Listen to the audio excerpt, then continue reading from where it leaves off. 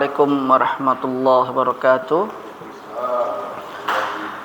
Alhamdulillahirabbil alamin wassalatu wassalamu ala nabiyina Muhammadin wa ala alihi wa sahbihi ajma'in, amma ba'd. Kita lanjut pelajaran kita pada siang hari ini di maddah al-hadis. Sekarang kita sudah sampai di al-muhadarah ats-tsaniyah, yaitu muhadarah yang kedua. 1, 2, 3, 4.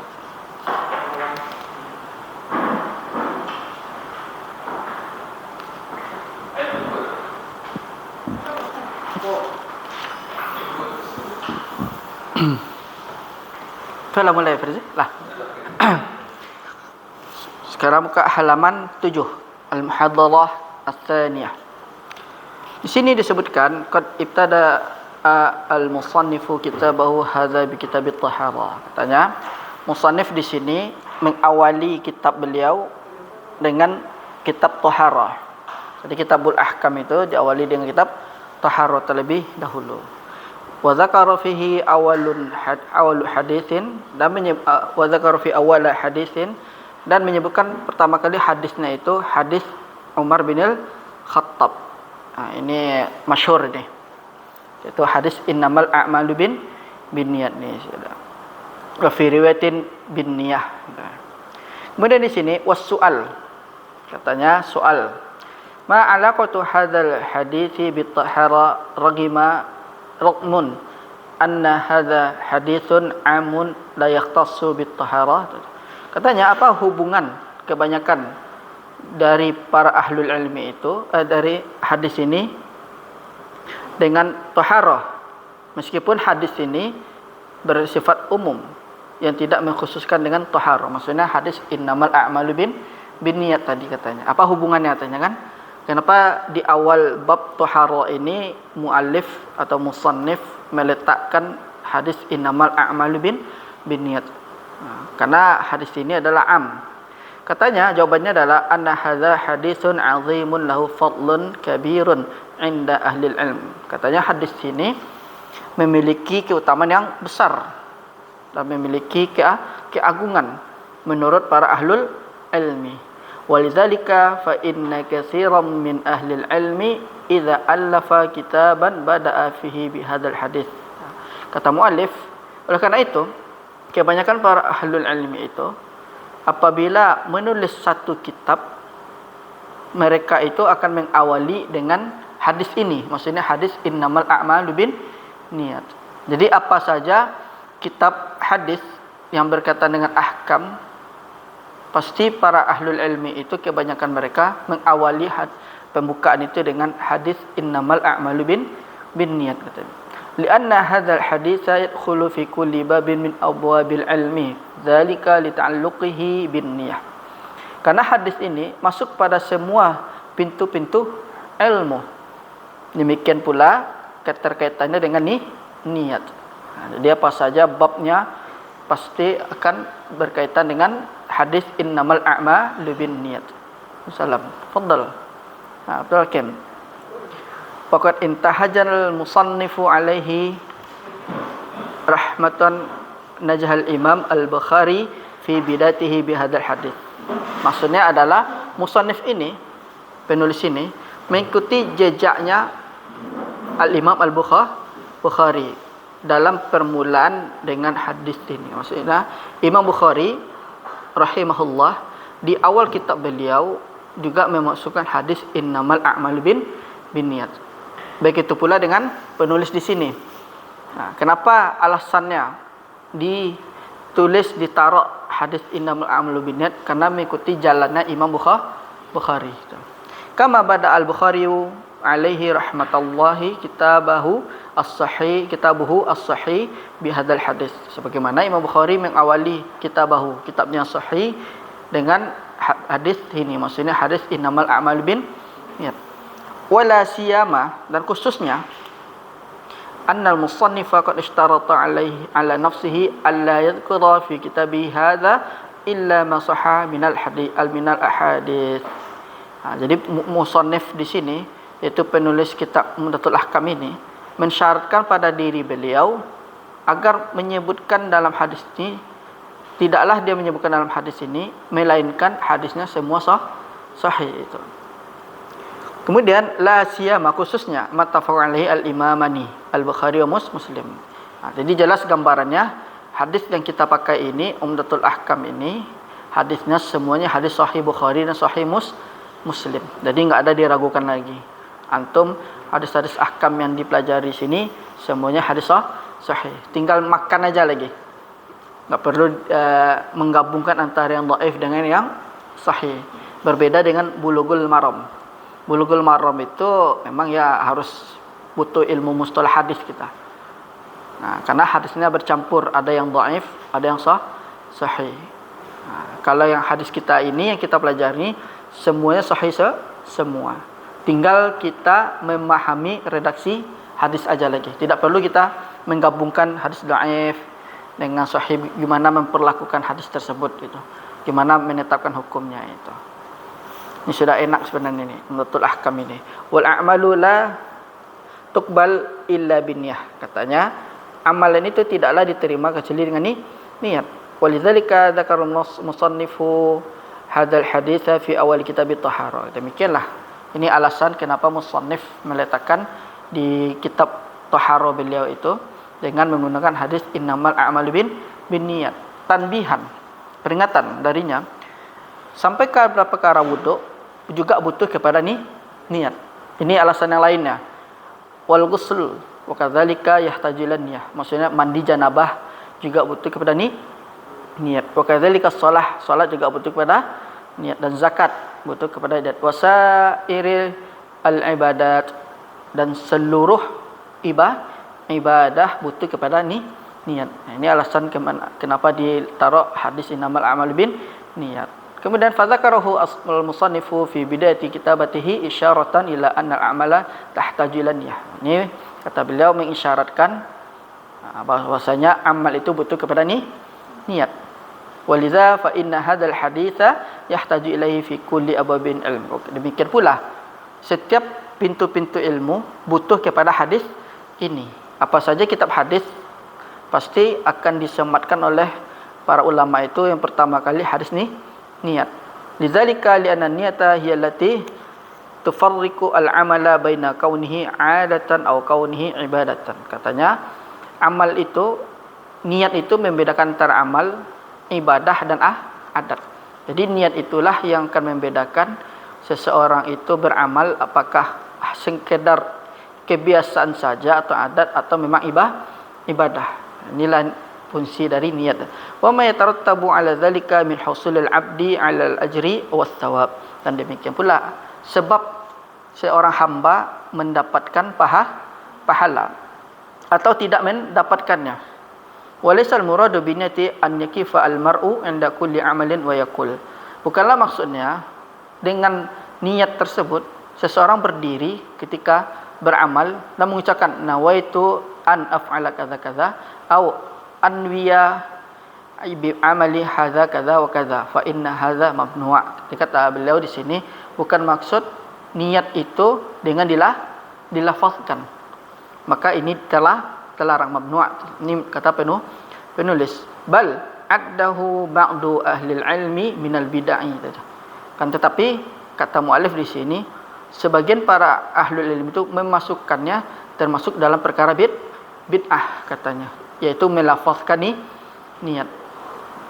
Kama zakara al-Qadi Iyad alaihi rahmatullah anna zalika bid'atun. Sebagaimana ini pendapat al-Qadi Iyad bahwasanya itulah bid'ah. Faniyatu amruha sahlun, an-niyatu mana al-qasd. Niat itu perkaranya gampang, dan niat itu maknanya adalah qasdu. Arti itu tujuan gitu. Jadi tidak perlu dilafazkan. Berarti niat itu adanya di dalam hati. Kemudian kita langsung fahadzal haditsu saddara bihi ba'du ahli ilmi kutubahum. Jadi maka hadis ini, maksud hadis niat ini, sebagian para ulama memasukkan dalam kitab-kitab mereka. Qala ba'duhum, sebagian mereka mengatakan hadzal hadis ya'dilu rubu'a ilmi. Masyaallah. kata sebagian para ulama, hadis innamal a'malu binniyat itu setara dengan seperempat ilmu. Jadi seperempat ilmu itu ada di hadis ni niat. Li'annahu ma'a thalathati ahaditsin ukhra 'alaiha midarul Islam. Jadi ada lagi hadis yang serupa. Ada 3 hadis yang serupa, kedudukannya sama dengan hadis innamal a'malu binniyat itu. Karena dia adalah midarul Islam, porosnya Islam. Wa hiya hadzal hadis innamal a'malu binniyat, itu pertama. Yang kedua adalah al-halal bayyinun wal haramu bayyinun. Ini adalah hadis yang setara kedudukannya dengan hadis innamal a'malu binniyat. Kemudian hadis yang kedua, min husni islamil mar'i tarkuhu ma la ya'ni. Hadis yang kedua. Hadis yang ketiga adalah izhad fid dunya yuhibbakallahu wa izhad fi ma 'indan nasi yuhibbaka an-nas. Wa ba'dhum qala wa huwa thulusul ilmi. Jadi hadis yang setara kedudukannya dengan hadis innamal a'malu binniyat, pertama al halal bayyinun wal haram bayyinun. Kemudian min husni islamil mar'i tarkuhu ma la ya'ni. Yang ketiga hadis tentang zuhud. Izhad fid dunya yuhibbakallah wazhad fi ma 'inda nasi yuhibbakan nas. Zuhudlah kamu dalam perkara dunia, niscaya Allah akan mencintaimu, dan zuhudlah kamu dalam pada manusia, niscaya manusia akan mencintaimu. Itu. Ini 3 hadis ini yang setara dengan innamal a'mal binniyat. Wa 'allalu dzalika bi anna al-a'mala la takhruju an kaunihi imma bil lisan wa imma bil qalbi wa imma bil jawarih. Katanya wa 'allalu. 'Allalu ini memberikan alasan. Dan para ulama memberikan alasan bahwasanya amal itu tidaklah keluar darinya adapun dengan lisan, adapun dengan qalb, adapun dengan seluruh anggota badan. Jadi kalau kita berniat itu berarti kita sudah dengan lisan kita, sudah dengan hati, sudah dengan anggota badan. Fa hadzal haditsu yughatti al-a'mala al-qalbiyah. Yughatti. Maka hadis ini adalah menutupi amal qalbi, amalan hati. Li'anna niyata mahalluha qalbi. Karena niat itu tempatnya ada di dalam hati. Wa ba'duhum qala inna hadzal haditsa ya'dilu nisfa ilm. Jadi ada lagi sebagian mengatakan hadis niat ini setara dengan separuh ilmu. Wa 'allalu dzalika bi anna al-a'mala imma zahiratun wa imma batinatun. Dan mereka juga memberikan alasan lagi tentang penggunaan hadis niat ini. Bahwasanya amal itu tampak, adapun yang tampak dan adapun yang tidak tampak. Wa hadzal haditsu innama yuhakki 'anil a'malil batinah. Sungguhnya amal ini mengkhabarkan bahwasanya dia adalah amal yang batinah. Jadi amal niat itu perkara hati, perkara dalam katanya. Qala fi hadzal hadits innamal a'malu binniyat. Ini baru masuk kepada hadisnya. Innamal a'malu innama di sini min siyagil hasr. Maksudnya adalah innamal amal, innama itu kalimat innama itu namanya sighah al-hasr namanya. Nah, di dalam bahasa innama disebut sighah al-hasr. Apa itu sighah al-hasr? Faidatul hasr yakni huwa mafhum al-mukhalafati lil lafzi al-mahsur. Dia adalah faham yang kebalikannya tu. Lil lafzi al-mahsur. Untuk lafaz yang terhimpun saja, maksudnya terbatas. Jadi sighah al-hasr itu adalah menunjukkan keterbatasan. Kalau bahasa kita tu hanya, diartikan hanya. Makanya innamal a'malu binniyat. Sesungguhnya niat itu amal itu bergantung dengan niat. Nah, jadi innama itu dinamakan dalam bahasa Arab nama sighah al-hasr, yang artinya adalah terbatas dia. Al-mahsur itu terbatas. Qalu, mereka kata anna hadza muqaddarun mahdhufun. Nah, di sini ada maksudnya adalah ditakdirkan jadi dihapus. Maksudnya dari kalimat innama itu bimakna annahu la yusabu al-mar'u ala amalin ila bin niyah wa la yuqbalu minhu al-amalu ila bin niyah katanya. Jadi katanya ada takdirnya innama, kemudian kalimatnya itu dihapus. Kemudian maknanya itu yang dihapus adalah la yusabul mar'u ala amalin illa bin niyah. Tidaklah seseorang itu diberikan pahala atas amalnya kecuali karena niat. Jadi niat itu tergantung apakah itu dia adah saja atau ibadah. Tu. Makna hadza annahu la yakunu thawabu ala hadzal amali illa bin niyah. Ini sama dia. Jadi ada juga maknanya tidaklah pahala itu kecuali berdasarkan dengan niat.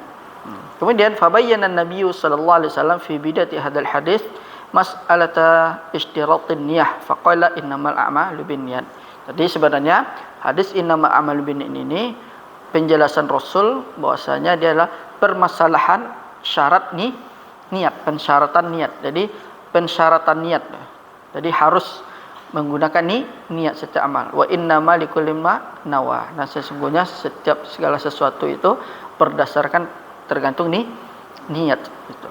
Fa hal hunaka farqun baina innamal a'malu binniyat wa baina wa innamal likulli ma nawa. Jadi di sini sebutkan apakah ada perbedaan antara innamal a'malu binniyat dengan kalimat innamal likulli ma nawa?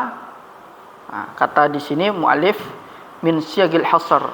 Innama ini maknanya sama, yaitu min siyagil hasr. Kama qala Allah azza wa jalla wa idza qila lahum la tufsidu fil ardi qalu innama nahnu muslihun. Ini maksudnya di sini ayat ini adalah sebagai syahid saja, syahid dari kalimat innama, sebagai syahid kalimat innama saja dia. Dibawakan bahwasanya innama itu bermakna al-hasr atau terbatas, dibawakanlah syahidnya oleh penulis di dalam ayat. Jadi kalimat innama ini bukan hanya di Al-Quran saja, juga ada di dalam ayat itu. Wal makna innahum qassaru as-salaha 'ala anfusihim ayu laysa hunaka ahadun salihun illa nahnu fa innama min syagil hasr. Dia maknanya hanya membatasi kebaikan pada diri mereka. Dan di sana tidak ada satupun yang lebih baik kecuali kami. Ini anggapan orang-orang kafir itu. Kemudian di sini hunaka farqun bainal awal wa tsani, maksudnya apakah perbedaan antara innamal a'malu binniyat wa innamal likulli ma nawatanya. Ayu bainama innamal a'malu binniyat wa innamal likulli ma nawa fal awal ishtaratu an-niyah fil amal. Jadi kalimat innamal a'malu binniyat ini adalah syarat dengan niat fil amal. Yang kedua ishtaratu ta'yinul manwi. Yang kedua wa innama likum ri'in manawa, ini maknanya adalah mensyaratkan penetapan al-manwi. Manwi itu adalah artinya yang dituju. Jadi pertama innamal a'malu binniyat maknanya adalah syarat niat dalam beramal. Yang kedua adalah syarat menentukan arah yang dituju. Makanya wa innama likulli ma nawa. Kalamun mungkin an yakuna thaqilan. Jadi ucapannya ini mungkin berat bil misal yattadihu al maqal. Jadi jelasnya apa yang diucapkan. Jadi ini adalah perbedaan innama a'malu binniyat, itu artinya syarat niat dalam beramal. Yang kedua adalah wa innama likulli ri'in ma nawa, artinya syarat penentuan yang dituju. Jadi orang itu melakukannya itu apa itu. Kemudian al jawab na'am. Apa nih? Tal'aqidu as-salatu lakin ayu salatan aqid. Apa salat yang terikat? Jadi kalau kita berniat itu tal'aqidu as-salata lakin ayu salatin tanaqid. Jadi niat itu, niatnya salat itu apa niat salat yang diikatnya ketika dia berniat? Apakah wajib atau niat salat sunnah? Habba anna dakhala al-masjid. Berikanlah contoh tanya bahwasanya seseorang masuk ke dalam masjid pada waktu salat zuhur. Misal fa hal tanaqidu zuhra, apakah niat ini diikat dengan salat zuhur? Al jawab la lan taqidu zuhra, tidaklah terikat niat itu dengan salat zuhur li'annahu nawa salatan aisa salat. Jadi niat itu juga harus ditentukan. Kita misalnya mau nanti salat zuhur, ya diniatkan di dalam hati apakah niatnya salat zuhur atau salat asar misalnya. Jadi harus diikat terlebih dahulu niatnya itu. Tetap niat itu berada di dalam hati. Seperti tadi kan dikatakan si fulan masuk ke masjid, dia salat. Nah, kita kan enggak tahu niatnya ini salatnya zuhur atau asar. Ya kan? Nah, jadi niat itu harus diikat dengan amal, kemudian harus ditentukan, ditentukan arah tujuan peniatannya itu. Kita keluar dari rumah, masuk ke masjid, berarti niat kita untuk salat zuhur misalnya, ya kan? Nah, itu namanya wa innama likulli imma nawa. Jadi niat itu harus ditentukan arahnya itu.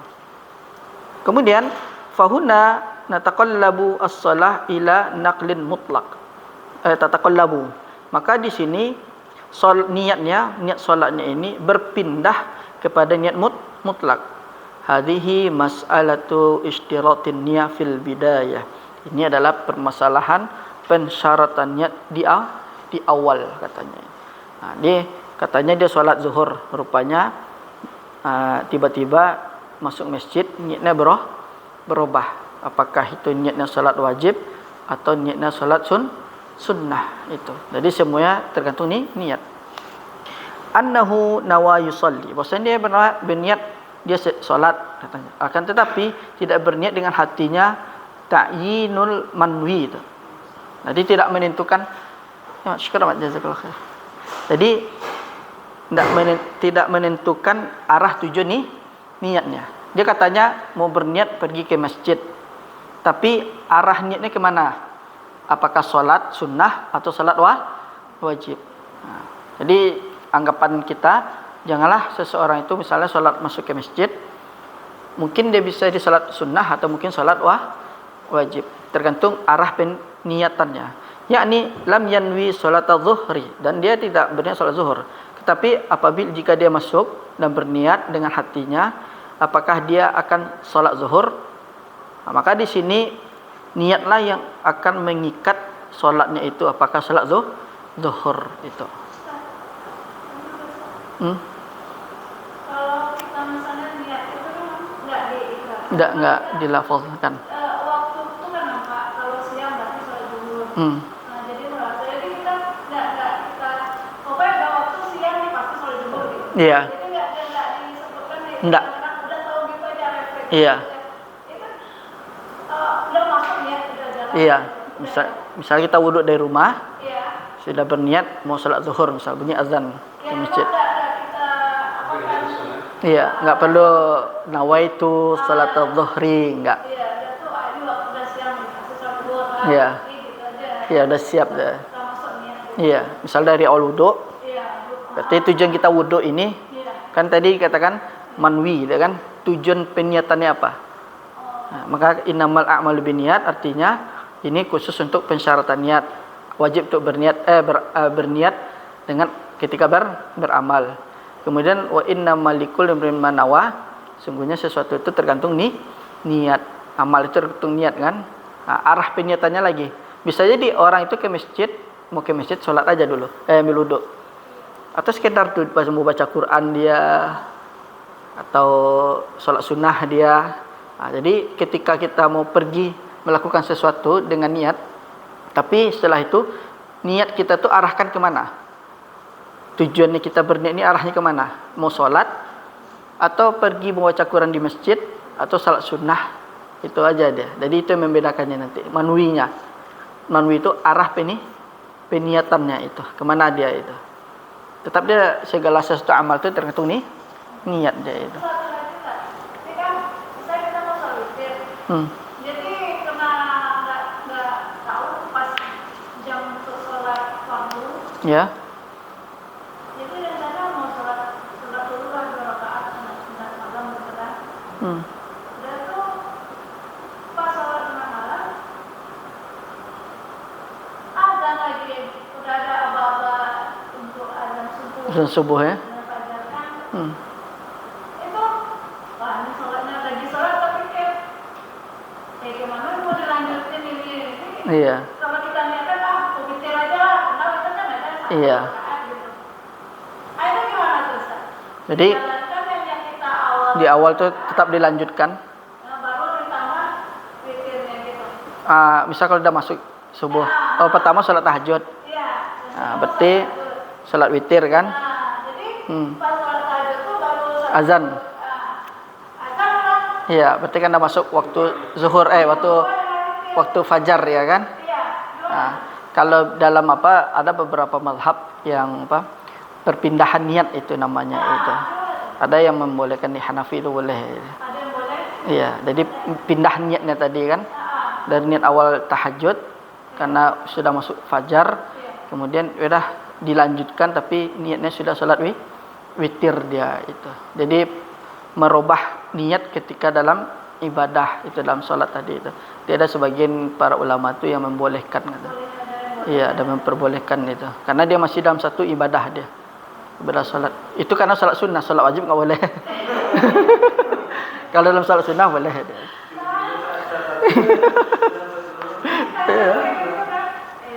Ragu-ragu ya. Iya, ragu-ragu kan.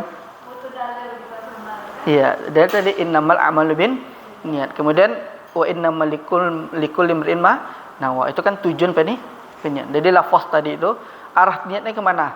Tentukan terlebih dahulu. Jadi innamal pertama udah jelas wajibnya niat. Yang kedua wa innamal likum imrin ma nawa. Itu tujuan peniatan kemana? Kita jelas nih mau beramal. Kemudian ini kita tentukan amalnya kemana lagi ini, niatnya. Apakah mau baca Quran dengan wudu? Kan tidak semua berwudu itu identik dengan sholat. Orang wudu mungkin bisa jadi sholat atau baca Quran, atau dia pengen menjaga wudunya saja dia. Kemungkinan itu. Berarti tergantung manuwinya, arah peniatannya. Yang jelas dia sudah beramal ini. Amalnya wudu. Cuman arah wudunya kemana lagi dia itu. Mau sholat, baca Quran, atau sekedar menjaga wudu saja dia. Itu dia. Tetap akan nilai pahala sama Allah. Iya. Kalau dia ada kebiasaan, berarti dia tidak mendapatkan kan. Tapi kalau dia berniat untuk niatnya ibadah, berarti nanti akan dapat pahala. Seperti kita makan itu bisa dipahala itu. Tergantung niatnya. Saya mau makan untuk bisa beribadah, buat ibadah, dapat pahala. Tapi kalau sekedar biasa, perut lapar, makan salah. Itu kan adat kebiasaan kita. Itu nggak akan dihitung pahala. Kemudian di sini disebutkan misal akhir, rajulun seseorang mengeluarkan di sakunya harta atau uang untuk berniat tasaddaqah bih, untuk berniat bersedekah. Dan niat sedekah ketika ingin bersedekah, apakah dia ini termasuk sedekah atau tidak katakan? Lakin hal tuhsabu lahu zakah, apakah ini termasuk zakat? La tuhsabu lahu zakat. Dia punya uang di kantong, ya kan? Tapi niatnya untuk bersedekah katanya. Apakah terhitung sedekah baginya? Akan tetapi apakah dia termasuk zakat katanya kan? Nah, itu tidak termasuk zakat karena dia tidak menentukan arah tujuan peniatan ala annaha zakat. Kalau itu zakat katanya. Dia hanya berniat untuk sedekah saja. Nah, itulah. Misalnya kalau kantong ada kotak amal. Dan niatnya jelas dia ditentukan untuk bersedekah. Kalau zakat nanti kan ada lagi kriteria syarat-syaratnya kan. Bahkan kita berzakat pun juga harus berniat. Kalau sudah sampai haulnya, sampai apa semuanya, kita niatkan keluarkan harta kita 2,5% untuk zakat, niat di dalam hati itu. Kemudian famin huna, maka dari sini maytarattabu at-tawabu wal jazaa' ala niyah. Maka dari sini sebab pahala dan balasan itu berdasarkan niat. Nah itu. Kalau ibadah nanti insyaallah dapat pahala. Kalau sekedar adat saja hanya tidak dapat apa kebiasaan dengan ada niatnya. Ya. Iya. Iya. Jadi kalau memang niatnya bangun kemudian baca doa sebagai sunnah Rasulullah itu kan ada nilai pahalanya. berlipat jadinya karena kita bukan bangun gitu aja. Iya, Rutinitas. karena mengikutin sunnah Nabi itu. Nah, jadi nilainya tuh berlapis-lapis juga sebenarnya saya. Apa? Dia berlapis juga lah nilainya. Dapat berpahala dia itu.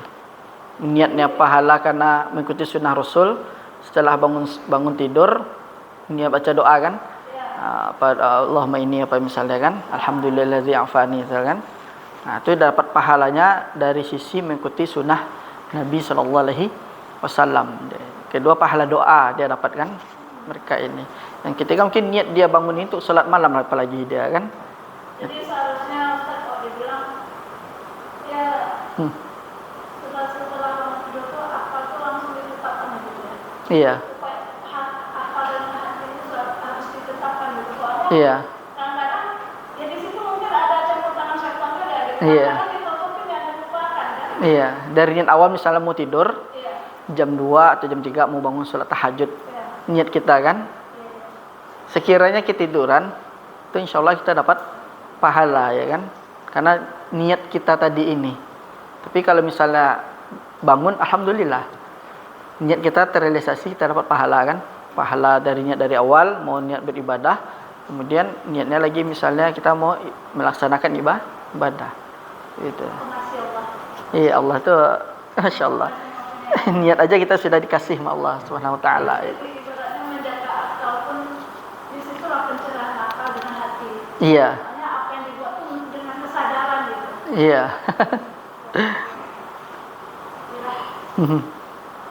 Kemudian tadi di sini ada apa namanya itu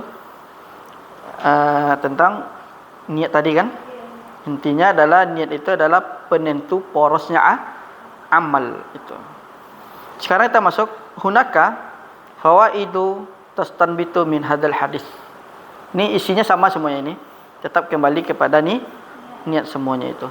Mau perkara dunia, mau nikahin seseorang ini tetap tergantung niatnya itu. Atau misalnya hijrahnya seseorang apakah karena Allah atau karena yang lain.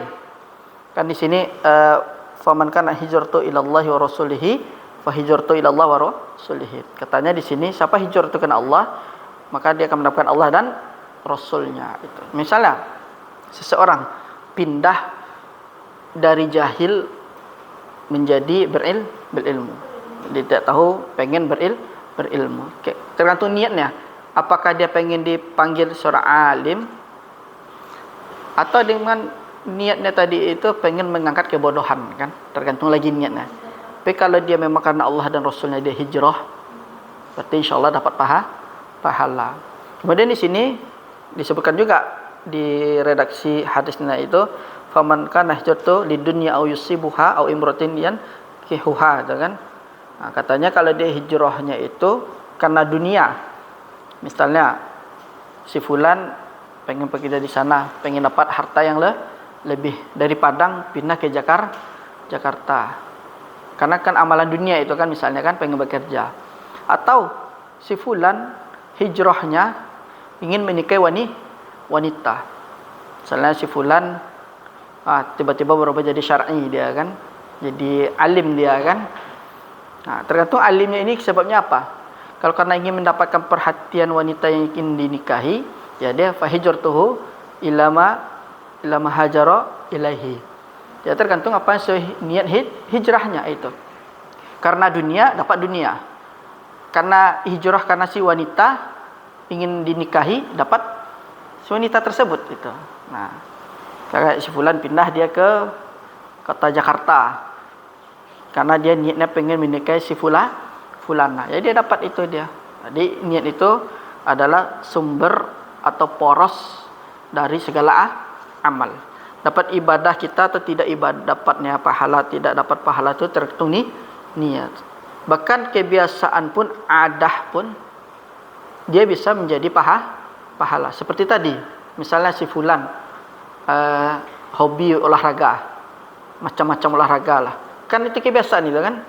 Tapi dia niatnya saya jogging, saya berenang, atau saya pengen main futsal, mau olah apa aja lah. Tapi niatnya itu supaya bisa kuat beribadah kepada Allah Subhanahu wa taala biar badan tetap sehat untuk bisa beribadah. Berarti itu nanti insya-Allah akan dapat pahala. Atau ya udah untuk jaga kesehatan saja biar tidak sakit-sakitan. Ya dia tergantung niat tadi. Berarti dia tidak dapat pahala itu. Nah, kalau kita olahraga kita tujuannya kan adat itu kebiasaan itu. Berubah itu kan ada kaidahnya tuh. An-niyatu tuhawilu an-niyah minal adat ilal ibadah itu. Itu ini. Tuhawilu an-niyat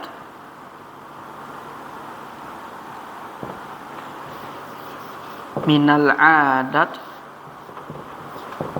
ilal ibadat. Jadi niat itu bisa merubah dari kebiasaan kepada ibadah. Seperti makan tadi, makan nasi biar bisa sholat, biar enggak kelaparan, biasa biar enggak rebah lah.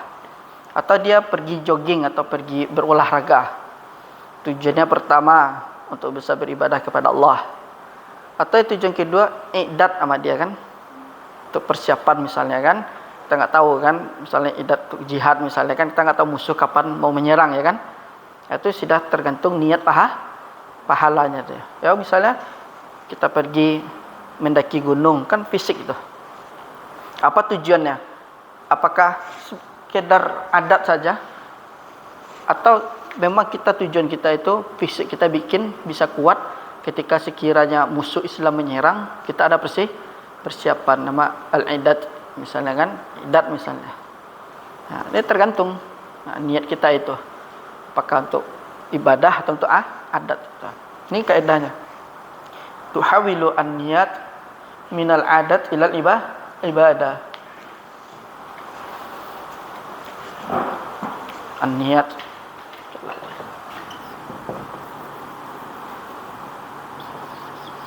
tuhawwilu an-niyatu dari adat kepada ibadah. Niat itu bisa merubah dari kebiasaan kepada ibadah. Ini kaidahnya dia nih. Tapi kalau belum dapat ilmu niat ini kan, sekarang kan kita dapat niatnya apa nih, ibadah saja. Iya. Ibadah kan kita tahu ngajarin berenang gitu, belajar aja berenang. Iya. Tapi kita belum tahu niatnya kan, seandainya kita tahu, saya ngajarin anak ini untuk berenang supaya pertama Rasulullah mensunahkan. Iya, supaya bermanfaat untuk dia. Jadi kan dapat juga Pahalanya gitu kan. Iya. Kan waktu dulu kita belum dapat ilmunya untuk niat. Sekarang kita niatkan gimana tuh? Bisa apa gimana? Dari sekarang kita mulai dari awal. Ya insyaallah itu. Misalnya kita mau mengajar apapun. Yang sudah kita ajarkan yang lalu gitu kan. Oh, Jadi kita review kan ya. review. Balik lagi ke belakang, apa? Di back. Di review ke belakang ya. Iya. Kalau itu sudah berlalu kan? Iya. Iya. Jadi pada berenang lah semuanya. Iya. Kalau untuk kebiasaan, misal dahulu untuk kesehatan, untuk apa, dia segantung itu nggak dapat pahala. Tapi kalau niatnya misal untuk biar kuat beribadah kepada Allah, tujuannya untuk persiapan idat misalnya kan, untuk persiapan jihad misalnya kan, kita nggak tahu musuh menyerangnya kapan ya kan, itu insyaallah ada terhitung pahala itu. Tujuan, ya seperti kita belajar atau ngajar, tujuannya apa? Ya kan, belajar ilmu tujuannya apa kan? Kalau ingin mengangkat kebodohan, iya. Iya. Kalau yang sudah berlalu. Iya. Jadi kita awali dari sekarang kan. Nah, nanti apapun kebiasaan kita itu, robahlah niatnya kan untuk ibadah itu. Misalnya saya minum duduk, saya minum dengan tangan kanan, niatnya mengikuti sunnah Nabi, ya kan? Itu juga bisa pahala karena berniat mengikuti Nabi sallallahu alaihi wasallam. Dirasa juga efeknya. Ah? Dirasakan juga efeknya di kala Rasulullah. Jadi bertambah ke perkenalan kita ke Rasulullah. Iya. timbullah sekarang Kecintaan.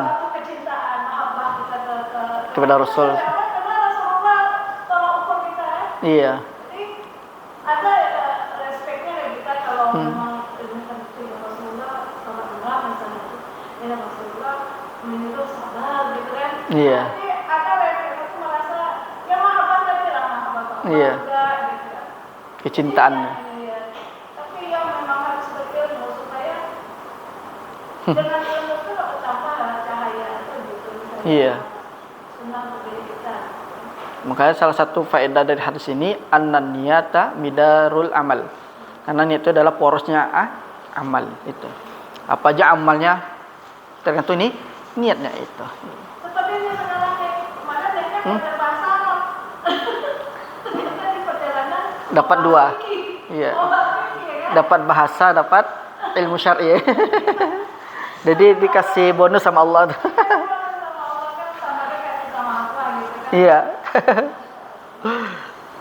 Nah, kemudian di sini disebutkan hunaka fawaidu tastanbitu min hadzal hadis tustanbatu min hadzal hadis.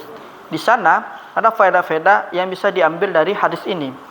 Kata beliau para ulama, al-faidatu al-ula, faedah pertama itu anna midarul a'mali 'ala niyati sihatan wa fasadan. Kata penulis, niat itu adalah porosnya amal. Nah, jadi apakah itu sahih atau rusak? Jadi amalan kita itu sahihnya, benarnya atau rusaknya amalan kita itu tergantung niatnya itu. Karena di sini li'annal ulama'a ja'alu an-niyata imma syartan wa imma ruknan. Kata masyaallah. Mereka menjadikan niat itu apakah dia itu syarat dan dia juga rukun. Nah, jadi kalau rukun itu, kalau tiang itu roboh ya roboh semuanya itu. Makanya amalnya itu kalau sudah berpaling ya hilang juga yang semula. Misalnya sedang sholat, ikhlas karena Allah ya kan. Tahu-tahu ada sesuatu berubah niatnya, ingin dipuji. Atau seorang jadi imam misalnya kan, niat awalnya mengimami manusia. Terdengar orang yang baru masuk, wah siapa itu imam? Salah Farizi imam atau alim. Langsung berubah niatnya kan. Karena di belakang lah bilang masbuk, wah suaranya bagus ini. Jadi berubah niat. Langsung berpaling tek. Nah, ini makanya siha au fasad, langsung berubah jadi. Awalnya dapat pahala, jadinya karena dia ada sesuatu jadi dia hangus yang tadi itu. Nah, makanya di sini ja'alun niyata imma syartan wa ruknan. Jadi para ulama itu menjadikan niat itu apakah dia syarat, adapun dia itu syarat atau rukun. Rukun itu arti tiang itu. Kamalan wa nuqsanan. Sempurna dan kurang. Ta'atan wa maksiatan. Jadi niat itu tergantung. Jadi untuk bermaksiat atau untuk taat kepada Allah itu. Faman qasada bi ilmihi ar-riya ismun. Asima itu. Barang siapa yang berniat tujuannya amal itu untuk riya, asima, maka dia berdosa. Wa man qasada wajhallahi azza wajalla kamula tawabuhu. Kalau siapa yang niatnya itu mencari wajah Allah, maka sempurnalah pahalanya. Ini maksud dari niat itu adalah midarul amal, porosnya amal. Yang kedua katanya, an-niyata syartun asasi fil amal. Katanya niat ini adalah syarat utama dalam beramal. Apapun bentuknya itu tetap di amal. Kemudian faedah yang ketiga adalah annan niyata mahalluha qalbu. Jadi niat itu posisinya, keberadaan itu ada dalam hati. Wa talaffudzu biha amrun ghairu masyru'in. Katanya dan melafazkannya itu adalah perkara yang tidak disyariatkan. Hatta addahu ba'du ahli ilmi minal bid'ah. Kama dzakartu fil bidayah ad-darsi qaulul Qadi bin Iyad. Jadi ini karena mazhabnya Hambali kan. Bila ini Hambali kan. Dalam Hambali itu atau mayoritas para ulama itu mengatakan niat itu tidak dilafazkan. Tapi di sebagian mazhab Syafi'i hukumnya mustahab. Maksudnya para Syafi'iyah di sini sebagian para ulama Syafi'iyah mengatakan melafazkan niat itu dengan niat dengan dilafazkan itu hukumnya mustahab, tidak sampai derajat wajib. Dia derajatnya mustahab, dianjurkan itu. Alasan mereka itu sebagian mazhab ulama Syafi'i itu mengatakan mustahab, alasannya itu karena nanti takutnya keraguan apakah sudah berniat atau belum gitu. Tapi jumhur ulama mengatakan niat itu ada di dalam hati dan tidak disyariatkan untuk ditalaffuz, dilafazkan. Dan sebagian mazhab Syafi'i, sebagian ulama yang ada di mazhab Syafi'i mengatakan melafazkan niat hukumnya mustahab, bukan sampai wajib, mandub, ya kan? Tapi derajatnya sampai mustahab, jadi dianjurkan saja. Misalnya si fulan salat salli fardhu zuhri misalkan 4 rakaatin. Itu hukumnya mustahab. Tapi jumhur mengatakan ghairu masyru', tidak disyariatkan itu. Kemudian al-faidah ar-rabi'ah wujubul hadri minar riya' was sum'ati wal 'amali li ajalin nasi wad dunya li anna hadza min muhbitatil a'mali. Wajib diperingatkan dari riya' dan sum'ah. Ini adalah faedah yang keempat dari hadis innamal a'malu bin niat. Wal 'amalu, dan amal ini sebab karena seseorang dan dunia. Katanya dia ini beramal karena seseorang atau karena dunia itu. Ini wajib harus diperhatikan. Li'anna hadza min muhbitatil a'mal. Karena ini adalah di antara yang menggugurkan amal, yaitu riya dan sum'ah. Riya itu ingin dipuji, sum'ah itu ingin diperdengarkan. Wah, si fulan seperti ini. Riya itu dia ingin menampakkan amalnya itu. Kemudian al-faidatul khamisah, faedah yang kelima itu wujubul i'tina'i bi a'malil qulubi wa muraqabatiha wa tashihiha. Wajib memprioritaskan, i'tina' itu memprioritaskan amal hati wa muraqabah dan mengawasinya, wa tashihiha dan memperbaikinya. Jadi kita harus mempertas niat kita ini, karena niat itu di hati. Kemudian kita harus juga mengawasi niat kita ini, dan juga tashih, dan juga memperbaiki juga niat kita. Apakah ini karena seseorang atau gimana? Terkadang orang niat itu bisa berubah. Awalnya misalnya dari yang sum'ah, riyah, ketika dia masih dalam beramal dirubah niatnya, dikembalikan untuk mencari wajah Allah. Itu insyaallah ditulis pahala baginya itu. Misalnya tiba-tiba dia azan misalnya kan. Pertama niatnya karena Allah, ya kan? Tahu-tahu di pertengahan azan terbesit di dalam hatinya, wah, cengkoknya kita misalnya kan, atau nadanya dibagus-bagusin misalnya, atau gimana lah. Karena nanti biar dipuji oleh orang. Tapi pas di pertengahan dirubah niatnya lagi kan, karena Allah Subhanahu wa ta'ala. Jadi insyaallah yang pertama dihilangkan, yang dicatat yang kedua itu, karena niatnya cari Allah Subhanahu wa ta'ala itu. Kemudian faedah yang keenam, al-faidatus sadisah annal hijrata min biladil syirki ila biladil islam hiya min afdalil ibadati lillahi azza wa jalla idza qasada bidzalika wajallahi tabaraka wa ta'ala.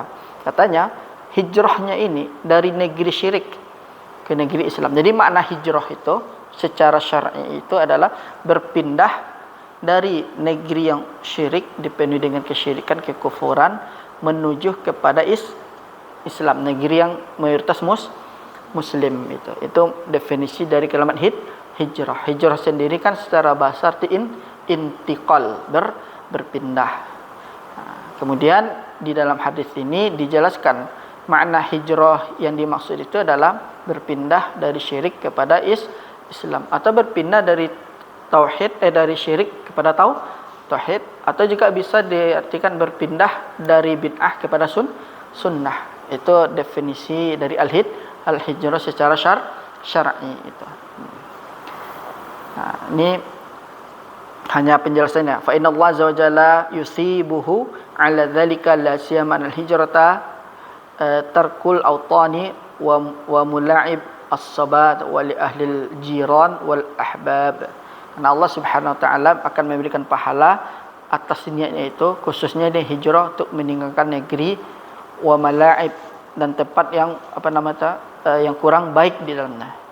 Dan penduduknya di sana kurang baik dan tetangganya dan orang-orang yang disayanginya itu. Jadi dia hijrah di sana, misalnya meninggalkan itu meskipun di sana ada orang yang dia sayangi, dicintainya kan, karena kondisi tempatnya itu tidak memungkinkan, maka dia harus hijrah itu.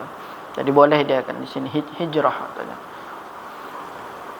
Kemudian summa ata al-musannifu bi haditsin akhar. Jadi juga di sini musannif juga mendatangkan hadis yang lain katanya itu. Kemudian di sini hadisnya juga sama. La yaqbalullahu salata ahadikum idza ahdatsa hatta tawadda. Ini hadis yang kedua katanya. Katanya Allah tidak akan menerima salat salah seorang dari kalian apabila dia berhadas sampai berwudu dia. Apabila dia berhadas sampai dia berwudu itu. Kemudian hadzal haditsu innama yadullu ala nafyi sihhatis shalah. Katanya adalah hadis ini adalah menunjukkan bahwasanya terhalangnya sahnya salat itu. Itu salat itu kalau ingin sah harus berwudu terlebih dahulu itu. Kemudian di sini disebutkan juga ini nanti bisa dibaca aja layak berullah. Tadi intinya adalah hadis ini adalah dia menunjukkan sah atau tidak sahnya salat seseorang. Layak berullahu salata ahadikum idza ahdatsa hatta tawadda. Nah, jadi niatnya sudah benar mau salat. Tapi ketika dia mau salat ternyata dia masih ada berhadas. Maka solatnya tidak diterima oleh Allah sampai dia berwudu. Jadi tidak hanya mencukupkan niat saja, dan juga dia harus bersih dari hadas. Cara membersihkan dari hadas itu adalah berwudu itu. Kemudian di sini disebutkan lakin wa huwa yudafi'u anil akhbathi aw fi hadratit ta'am fa innahu yanshaghilu bi syai'in yanhabu bi khusyu'i fi shalah fayanqudu dzalika min ajris shalah. Tetapi di sini tujuan wudu itu adalah untuk menolak al-akhbasan. Mana al-akhbasan? Al-akhbasan itu artinya baul wal ghaid, kencing dan BAB. Au fi hadratit ta'am, atau datangnya makanan itu. Atau dia menyebutkan dengan sesuatu yang lain sehingga bisa menghilangkan kekhusyukannya dalam salat. Jadi setelah kita berwudu, bersih dari hadas, kemudian katanya di sini disebutkan salat itu bisa ditunda terlebih dahulu. Apakah karena dia batal kencing atau karena BAB atau karena hadirnya makanan? Maka di sini la salata fi hadrati ta'amin wala huwa yadafi'u al-akhbathan. Jadi tidak ada salat kalau ada makanan. Maksudnya salat itu bisa kita tunda sementara. Misal kita sudah berwudu, kemudian kita bertamu, dihidangkan sama sahibul bait makanan. Rupanya muadzin menggunakan azan. Bagaimana posisi kita? Kita sholat atau kita makan terlebih dahulu? Kalau melihat kepada hadis Nabi, tidak ada sholat kata. Maksudnya tunda sementara sholat, kita makan dahulu. Faedahnya di sini disebutkan karena nanti sibuk teringat. Weh, mak makan tadi li lama kan. Lebih lo dak. Dia kaca-kaca lo dia anak-anak enak. Iya, yang penting kita makan terlebih dahulu sedikit untuk menghilangkan penasaran. Iya. Jadi pas angkat tangan Allahu Akbar, karena makanan tadi di rumah yang dihidangkan tadi sama sahibul bait. Baras tadi ya. Lanjut kaca-kaca le dan anak-anak.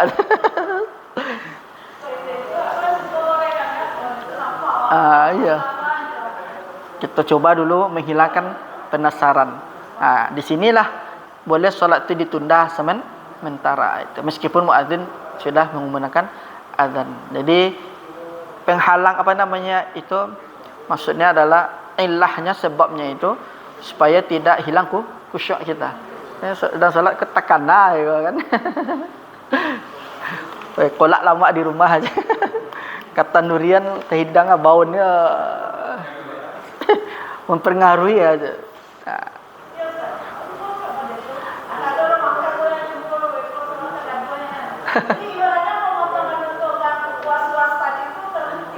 Iya. Hikmah dimakan seketek dulu kan. Iya. Iya. Menghilangkan penasaran. Kalau dicaca sampai habis nak taluk tagak kan payah salah. Setelah lu itu. Iya, payah lo pas sujud. Beko kaluai kau. Baru sedang taisi kan. Tunda lo dulu. Lama lo waktu salat kan. Iya. Beko habisnya waktu pertama salat kan. Ini taruhnya. Iya. Tambahnya gaduh tuh mah. Karena seolah-olah was-wasnya itu kan dahulukan sholat ya kan, was-wasnya itu. Padahal mereka tiba di sini nih goda lihat, ini bisikkan kan. Aku yang tadi kau cek. Seolah-olah cuma nyuruh sholat di was-wasnya. Lah sedang sholat nyegel was-wasnya lihat. Lebih selamanya ikuti sunnah Nabi. La sholata fi hadrati ta'am itu kan. Iya. Yang penting kita sudah mengikuti sunnah Nabi, insyaallah dapat pahala itu. Kemudian halaman ke-10 di sini disebutkan juga yustanbatu min hadal hadits aidan fawaid. Jadi hadis ini la yaqbalullah salata ahadikum idza ahdatsa hatta yatawadda. Kemudian ada juga hadis lain la salata fi hadrati ta'am wa la huwa yudafi'u al-akhbathan. Ini ada faedahnya. Faedah pertama adalah al-faedah al-ula annal wudu'a syartun nisyati shalah faman lam yatawadda la tasihhu salatuhu. Ini faedah dari hadis la yaqbalullahu salata ahadikum hatta idza ahdatsa hatta tawadda ini. Ini hadis yang kedua. Faedahnya adalah bahwasanya wudu itu adalah syarat sahnya salat. Maka siapa tidak berwudu tidak adalah sahnya salat. Jadi apa hubungan hadis innamal amalu binniyat dan wudu? Jika ingin berwudu harus diawali dengan dengan wudu, niat dulu. Kemudian kalau sudah ada niatnya itu, wudu ini nanti menjadi penyebab sah atau tidak sahnya salat kita atau ibadah kita. Itu korelasi antara hadis innamal amalu binniyat dengan la yaqbalullah salata ahadikum hatta idza ahdatsa hatta tawadda. Itu korelasinya. Ya, tafadhal Lim. Dan di mana? Dah lagi. Oh, di sini nanti tinggal Lim.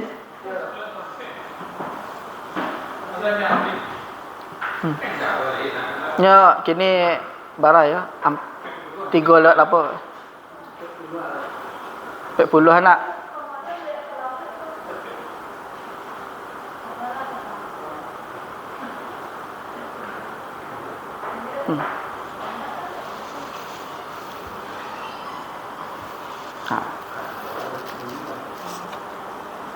Ini kita masuk kepada faedah hadis la yaqbalullah salata ahadikum idza ahdatsa hatta tawadda. Faedah pertamanya adalah wudu itu syarat sah salat. Siapa yang tidak berwudu maka tidak sah salatnya. Al-faedah tsaniyah yaitu ucapan Nabi sallallahu alaihi wasallam, la salata liman la wudu'a lah.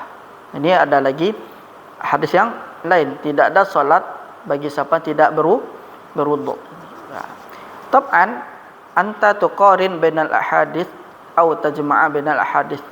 Di sini diajarkan metode menggabungkan dua hadis.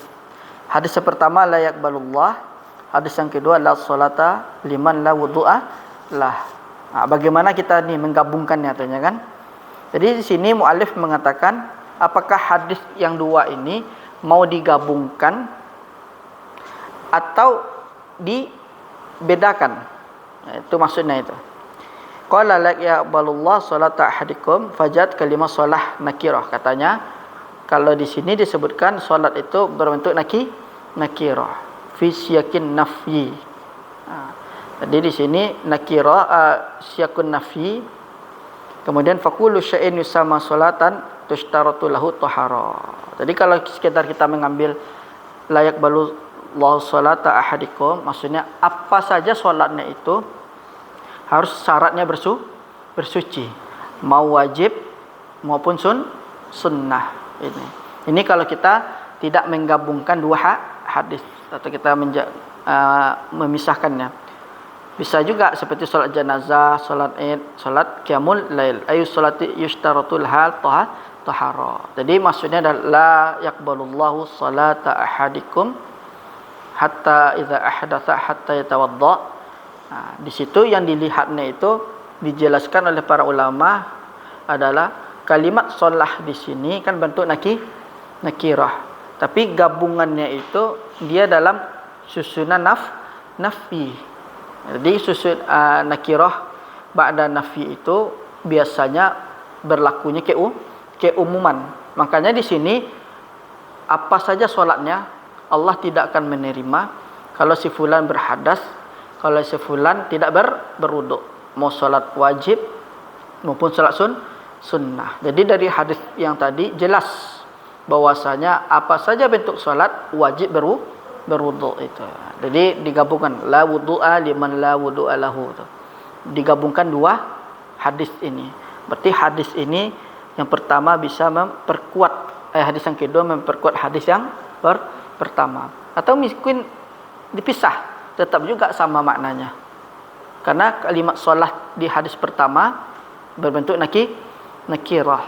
Yang kedua la salata liman la wudu'a lahu tetap berbentuk nakira. Jadi diambil kesimpulan dari menggabungkan dua hadis tadi bahwasanya muncullah sebuah hukum apa saja bentuk solat tetap harus bertoharah. Itu dari gabungan hadis tadi. Kemudian seperti salat jenazah, seperti salat Id, qiyamul lail tetap harus berwudu atau bertoharah. Bersuci terlebih dahulu. Bukan wudu saja, bersuci. Bagi yang misalnya kencing, ya bersihkan dulu. Bagi yang BAB bersihkan terlebih dahulu. Kan sama percuma saja. Dia kencing tapi tidak dibasuh dia langsung wudu. Kata Nabi kan la yaqbalullah salata ahadikum idza ahdatsa hatta tawadda. Katanya kan Allah tidak menerima salat seseorang kalau dia itu berkencing atau tidak bertoharah. Kemudian faedah yang ketiga adalah anal hadatsa saun kana asghara au akbar. Karena hadas itu sama saja. Apakah hadas besar atau hadas kecil, tetap dia itu harus bertoharah bersuci. Karena dia adalah membatalkan wudu katanya. Wa in kana fi sholati fa innahu yabtulu salat. Maka sesungguhnya salat itu karena dia itu bisa dapat membatalkan salat itu. Faedah rabi'ah al-murad bi adamil qabul fil hadis wa huwa adamu sihhatis shalah. Maksudnya kalimat layak balu tadi itu maksudnya itu adalah tidak diterima tadi dalam lafaz itu. Itu maknanya tidaklah salatnya itu sah itu. Jadi kata Allah, kata Nabi la yaqbalullah salata ahadikum. Kalimat yaqbal la yaqbal tadi itu maknanya di situ adalah tidak sahnya salatnya. Bukan berarti tidak diterima secara mutlak, tapi tidak sah. Penyebab tidak sahnya tadi jelas. Dia berhadas, ya kan, dan tidak bertohara itu sebabnya itu. Nah.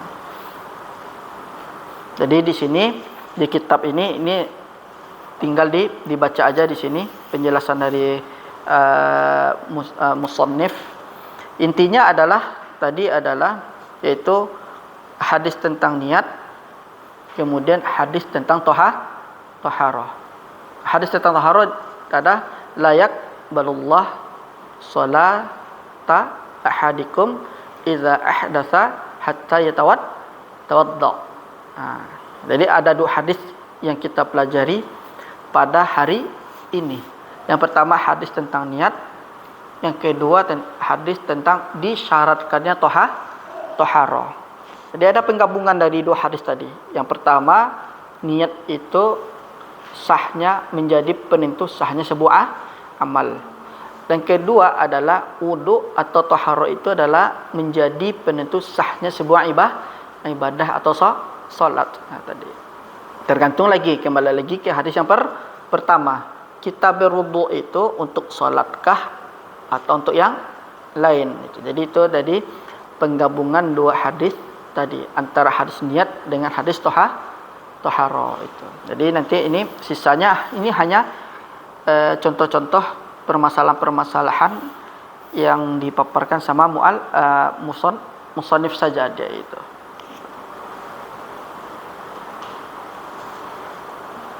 Sampai jam berapa? 15.21 ya.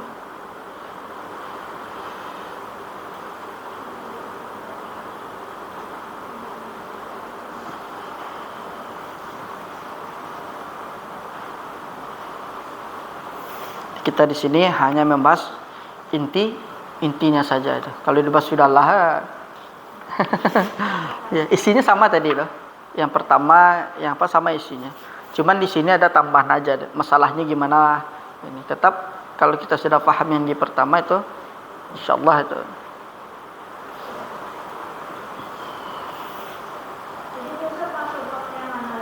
Al-muhadarah as-salisah. As-salisah. Jadi besok kita mulai ba'da asar karena jam zuhur ada pelajaran nahwu yang bapak-bapak sama ibu-ibu.